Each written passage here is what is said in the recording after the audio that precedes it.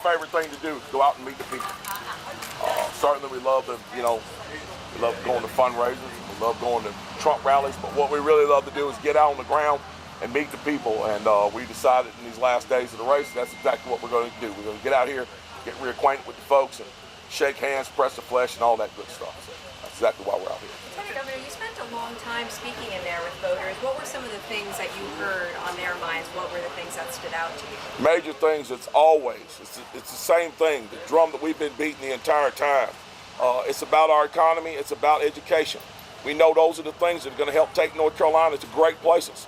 And those are the things that we need to be focused on. So much right now is focused on a lot of mudslinging, a lot of what happened on Facebook 10 years ago. We need to focus on the here and now, and the here and now is our economy and the 5 pillars it stands on: public safety, public education, healthcare, infrastructure, and housing. And we need to take a real strong look at that education piece, because that education piece is our future. So we're pushing all that, we're all pushing all the stuff behind us, all the other stuff behind us. We are laser focused on making sure that North Carolina reaches its next great heights, and that's being done by working on those substantive issues. Lieutenant Governor, yes. I know some recent polling has shown you down by as much as 14 points to yes. Attorney General Josh Stein. Why do you think that's the situation now, and what do you think it will take to turn that around? Well, polling is one thing, but the ground is another. We have supreme confidence that we have more than enough support in this state to continue to win. Certainly when you look at the poll, you may get dismayed by some numbers, but we're not looking at numbers, we're looking at people, and we're going after votes, and we know we can still win this race, and we know we still are going to win this race. What do you think will make the difference? What do you think? What's going to make the difference is making sure we continue to connect with the people and go after those voters last time that did not vote. We got to get those folks out to vote. With the school year just starting, I know you talked a little bit about wanting to reinstate a Ready, Set, Save or sales tax. Tell us a little bit about that and kind of some encouragement for the school year. Well, one of the biggest things that we could do to make sure that people can afford their school supplies, that people can afford school supplies, is do what we've been doing since 2010, what the legislature has been doing since 2010. Make sure that this state is fiscally responsible. Put more money back into the taxpayers' pockets and make it possible for folks to be successful in the business ventures that they undertake. The second thing we need to do is we need to take a real strong look at our state school budget. And we need to find every piece of waste that we can to eliminate it, to make sure that schools run efficiently and have all the things that they need. And that includes our teachers and their pay.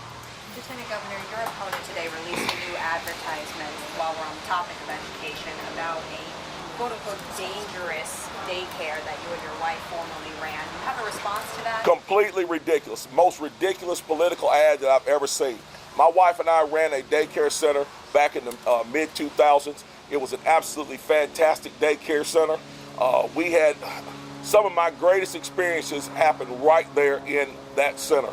It was clean, and quite frankly, we served some kids that desperately needed a safe place to go in many, many cases. And so we're very proud of the work that we did with our daycare center, but I'm extremely disappointed that the so-called top cop of this state would be so dishonest. In fact, he's been so dishonest with it that we filed a cease and desist order against that commercial, because just about everything that he says in that commercial is either conflated or false.